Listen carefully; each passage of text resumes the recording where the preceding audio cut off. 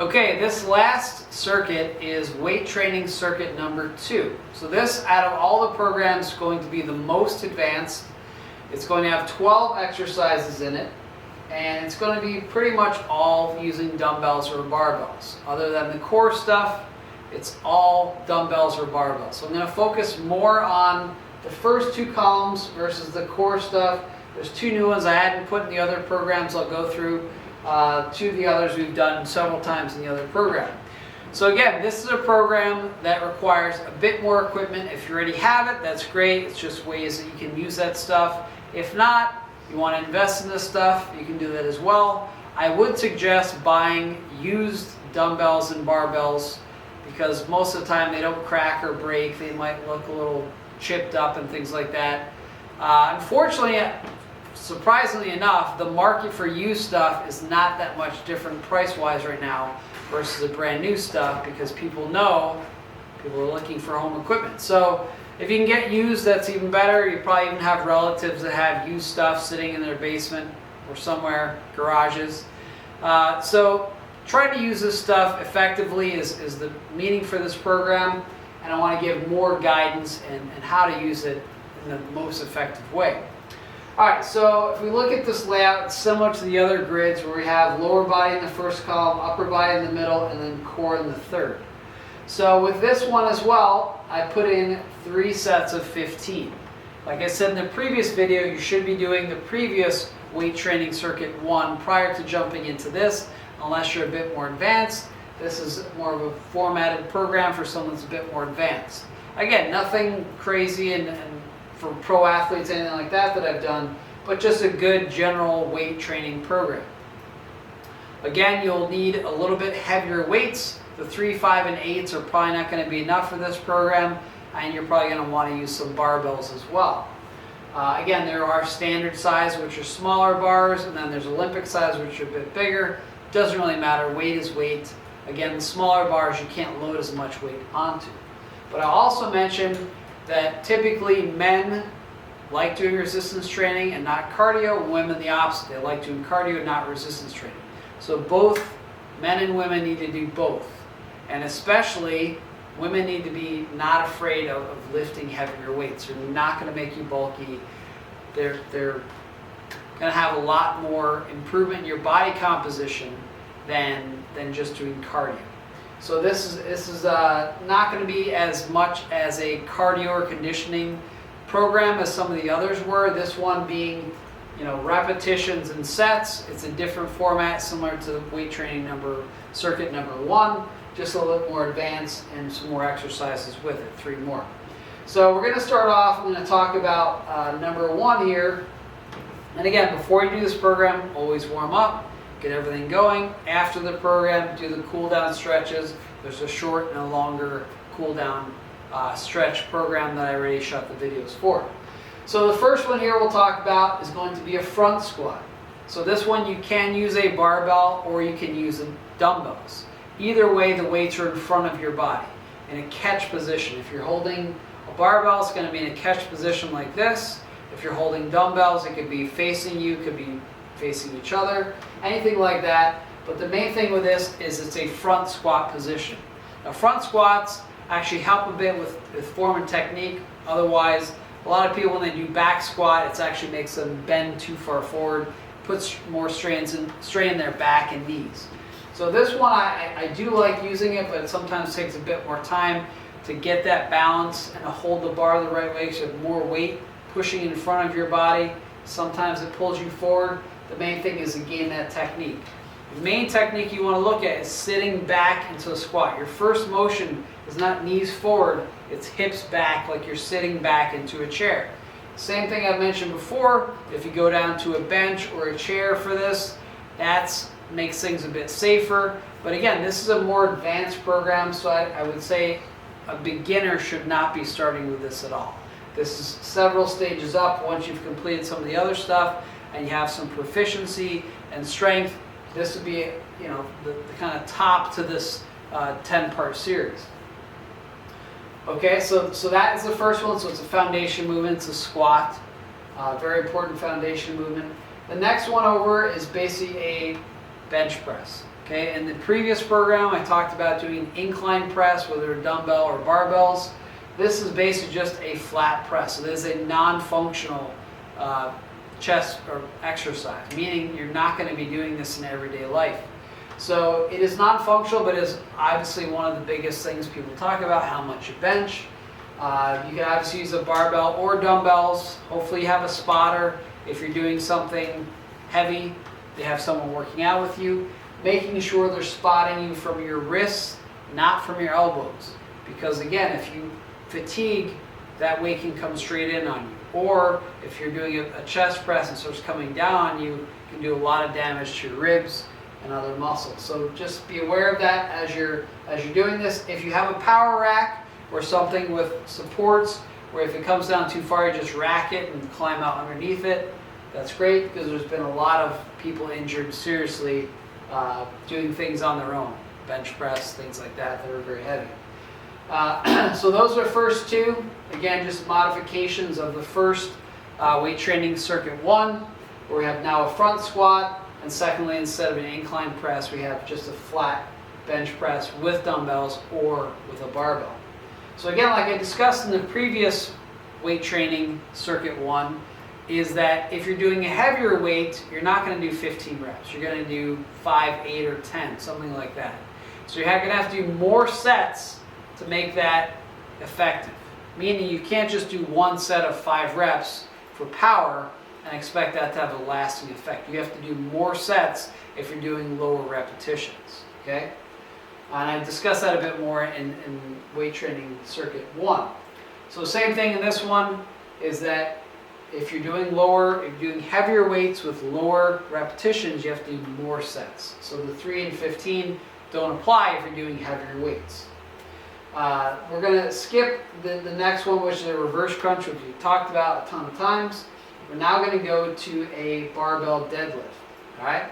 So this is a true deadlift. It's not a semi-stiff-legged deadlift. It's not a Romanian deadlift. It's basically a true deadlift where you're dropping your hips down. You can do this with dumbbells. You can modify it, with kettlebells, all different types of things if you have that stuff.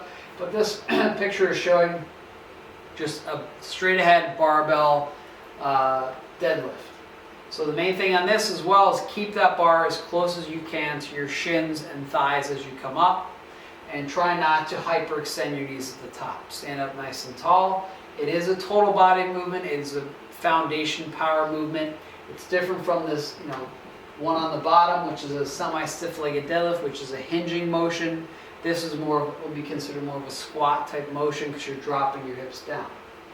The next one, next to that, is basically going to be a barbell row. So very similar to a lot of the rows we talked about, but now using a barbell, you're going to load that up. So this one, as you increase the weight, it also increases the amount of strain on your low back. So it's important to keep your hips back and try and keep some of that weight into your thighs and hips versus just all in your low back. Now this one, typically you can do a supinated or pronated hand position as well. You can also use different bars, like a wavy curl bar, has a little bit of a different pitch on it, which is good for this. You can also do this with dumbbells, twisting rows, you can do straight rows, things like that. But any type of rowing or bent over rowing position is what this is. So the key to this is really getting that retraction and pinching your shoulder blades. With a bar, you can only get to a certain point, but with dumbbells, by twisting, you can get that little extra 10 or 15 degrees more. So that's, again, a foundational pulling movement. Okay? Now I'm going to talk about this 6th exercise, which is basically it's an alternate, it's kind of like a swimming motion. Okay? There's many different names for it. Some people call it a dead man swim. There's all different. Basically what it is opposite arm and leg raising up. So you're basically flat on your stomach, you're prone on your stomach, you're raising and coordinating your opposite arm and leg, kind of like you're swimming. Okay? Nice and slow, but you've got your back arched up. So really, during this entire time, your low back is holding your upper and lower body up. So you're going to feel a lot in your low back, but also the posterior muscles, your glutes, hamstrings, posterior deltoids, things like that are going to be working a lot. One thing you don't want to do is you don't want to pick your head up like this and look straight forward. Just pull your head up and look straight down. Otherwise, you might fatigue the muscles in your neck. So this one is just kind of repetitions back and forth.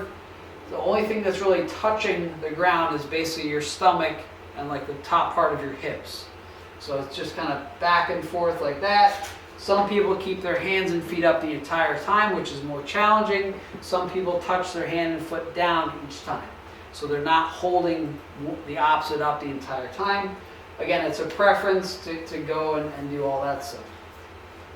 Okay, the next one, which is number 7, is going to be a walking lunge. Now again, this one you can use dumbbells, barbells, and I've talked about this in the other programs, but this one you're going to want to load some more serious weight on. Okay, so you're going to use heavier dumbbells, and heavier for you might be 15, 20, might be 40 or 50. Really depends on your strength level and level of fitness. The main thing with lunges is you want to keep, especially walking lunges, you want to keep your legs in line. So as you lunge out, you want to keep that leg in line with your hip. You don't want to step towards the middle and zigzag this way, and then your next one is going to go the opposite way. You don't want to go in a straight line with your feet. You want them to stay hip width apart. So again, just like before we talked about both knees going to 90, most people have the tendency to push that knee past their ankle, their front foot. You don't want to do that. You want to step out long enough that you can drop your back knee down towards the floor. Don't let it touch the floor, and then rise up from that position. So a walking lunge with heavier weights is going to be a lot more challenging because it's balance, it's stability, it's coordination of where you're planting your foot. It's a bit more complex than a lot of the other stuff we've talked about, especially since now you're using heavier weights to go through the exercise. Okay, the next one right next to that is basically a tricep extension. Some people call them skull crushers if you use like a wavy bar. But you can use dumbbells, you can use a barbell if you want. Typically you're not going to use like an Olympic barbell for this. You might use a shorter one or like a wavy curl bar. And what it's basically doing is it's isolating your triceps. You're getting a full extension so your arms are pointing straight up towards the ceiling. If you, again, I've mentioned this, if you have a weaker side, typically your non-dominant side, if you're using a bar, that can kind of help. The stronger side can help the weaker. If not, if you're using dumbbells, your weaker side you'll notice it much more because it's on its own. So the main thing with that one is it does build a lot of tricep thickness and muscle. It will help and assist with any type of presses and things like that. Also build some girth in your arms if you're looking to develop your arms. A lot of people look at trying to do a lot more bicep. Tricep is three heads, bicep is 2. If you develop your triceps more, your arms naturally get bigger. The next one we've done before, it's just a scissor kick, left to right, like a bike pedaling crunch. Very simple. Okay, number 10 is going to be a barbell semi-stiff legged deadlift. And again, you can do a Romanian deadlift. There's other versions of this, but primarily the thing with this is same as with dumbbells, you're going to keep it close to your body. But if using heavier weights with bigger plates, what sometimes happens with this exercise is when you're starting position, you're already, mid shin. So you're already up off the ground. So sometimes you have to be up on a box so that when you first pick up that weight, it's actually at a height where you would go down to. Meaning that with those big 45-pound plates, it's already lifted up off the ground half that size, so it might not be high enough, or it might be too high to start. So you might have to be up on a box to get that thing roll towards you, get started. One thing I do like to teach people to do when they do this is not have their hands in the same position. I like to have an alternate position with their hands. It helps with stability with the bar and just it works a bit better, I think. And if you do alternate between sets, so it's not always the same position. But again, a foundational exercise. Obviously, it is a bending motion. Again, we talked about before in some of my other videos. Push, pull, squat, lunge, twist, and bend. This is a foundational bending exercise and really develops your glutes, hamstrings, and low back all together. Okay, the next one is just another type of curl. There are tons of types of curls. People love doing curls and developing their biceps. The main thing with this one is it's basically a twisting curl. You can do lots of different types of curls. You can do hammer curls, you can do reverse curls. There's tons of curls, right? I mean, that is a very common thing. The main thing to look at though is to make sure you're going almost to the bottom. So your elbows are slightly bent at the bottom. You don't want to go all the way down and be hyperextended, but you don't want to stop here. A lot of people, when they do curls, they use short little curls, and all that's doing is actually shortening your biceps up. And you don't want to have shortened biceps. If you have shortened biceps, it's much easier to tear your bicep and strain it versus bringing it through a full range of motion and developing it where it needs to be. One of the keys in overdeveloping the wrong muscles, which I see a lot in bodybuilding, is that people that don't really have the experience and knowledge on how to sequence programming, they tend to overdevelop certain muscles, right? People, they go to the gym, they get these postures where they're really rounded, their elbows are bent, and it creates problems, and you could think certain things could lead to injuries. So especially if your biceps are real short, if when your arm relaxes it's still bent like this, that's going to limit certain range of motion, but it's also going to put a lot of tension on that muscle, where if you fall or you do something in sport where you hyperextend it or something, that could tear. And torn muscles do not surgically repair very well. There's a lot of modification have to be done with that, and I've seen some pretty gruesome injuries. So you want muscles that go through a full range of motion. You don't want to shorten everything up. So all your exercises, you should try to do the full range of motion. Don't just do short little portions of that motion, unless you really know what you're doing. And there's a lot of different, experts out there that'll give you all these different recommendations, but just be aware that your muscles need to be flexible. Okay, when you're developing muscle mass, you don't want it to be short and tight and compact. It creates more tension. You want to have a full range of motion. So those are keys to this stuff. Now, number 12, the last one we're going to talk about is basically Superman. So it's similar to the other one, but this one, instead of alternating arms, you're going both arms and legs up at the same time. So it's basically like you're raising up to kind of like a soft C shape. Again, just your midsection, abdomen, part of your hips is on the ground, but you're inhaling up, exhaling down. Inhaling up, exhaling down. Basic, very basic core exercise. Again, mostly for your low back. Don't pick your head up and strain your neck. Keep it right in line. Don't kind of twist your neck or look forward when you're doing it. This one though, you do want to make sure you're inhaling up and exhaling down. If you're exhaling the way up and try and inhale as you come down, that's where you're compressing your rib cage, your diaphragm. So it's going to be very hard to breathe if you're not focusing on that sequence. So inhale up as your rib cage expands, exhale as you come down. So those would be this again being the most advanced of all the routines. It's probably going to take the longest because you're not running using a timer, an interval timer like we've talked about. It's something where it's going to be a total body workout, but something like this is not going to be as much cardio. You're going to have some cardiovascular benefit to it, but it's not like the others where you're jumping from one to the next with very limited time in between. You could do that if you wanted to, as long as you had everything set up. You could do it in the circuit format using 20 seconds work, 10 seconds rest. That could be fine. And again, like the other programs, you could perform it from left to right for whatever number of sets you want to do. You could also go from the top down, doing the columns. You could go from the bottom up, whatever you want to do. There's a lot of permutations with this program. And obviously modifications with how you're doing the row or squat or obviously weights. But the main thing I like to emphasize is not to jump up in weight. I've said this before, don't quickly jump up in weights because typically your soft tissue, your ligaments and tendons are not ready for a massive increase. And even your bones when you start to put more strain on them, they remodel themselves. So they actually get weaker for a certain point until they build up strength. That's why a lot of people get stress fractures, is because they increase by more than 10% stress per week. So when you're doing that, your bone is remodeling and building up, so there's that time where it's actually weaker after you've started exercise. So those are things to be aware of when it comes to this program, but really focus on warming up and cooling down. Again, with this program, you probably have to do some type of interval-based cardio with it as well, because it's not addressing that. Maybe you do this program one day, you do a interval cardio or HIIT program on another day, and go back to this. So this is really just straight ahead weight training. More like the basic old school stuff that's been around for decades. And this, again, it's important stuff, it's good stuff for your body, but you have to build up to this. You can't just jump into this, especially if you're a novice or just starting off.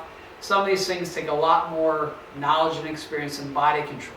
Anything using dumbbells or free weights, there's a lot more range of motion that you have to be aware of. If you're using machines and things like that, if you have a universal machine at home or you go to a gym and use that, they're pretty much set in one plane. You can't do much to change that, right? I mean, so it's a lot safer. They do one movement. Whereas with dumbbells, you can pretty much do almost anything.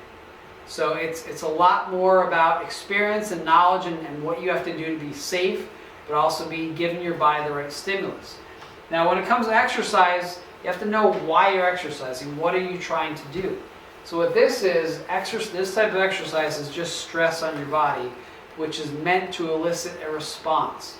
Your body has to adapt to this type of stuff. So when it comes to the right amount of stress, that is key. If you give it too much stress and you jump right into this and you're lifting heavy weights that maybe you had done before in the past but hadn't done in a while, it's too much of a shock to your body. And you'll be so sore. I've had so many clients that have come to me after doing certain workouts that I didn't write, that maybe they did, and working with someone else or tried something, and they were so sore and they really regretted it. So soreness is good, but too much soreness will turn you off to that. It's not motivating. When you're ultra sore, you don't want to do that. So it's a gradual process. Over the years, I've worked with a lot of first-time clients and have started with the most minimal, bare level stuff to do, and they want to jump in and they get very sore right away from something really simple. They haven't done it before. I'm not adding any weight, just body weight type stuff, and it's very easy to give enough stimulus to start that process. So be aware of that you need to push yourself enough to be beyond what's normal, right? And that's the way your body builds up with these types of things. So again, this is the most advanced of the programs.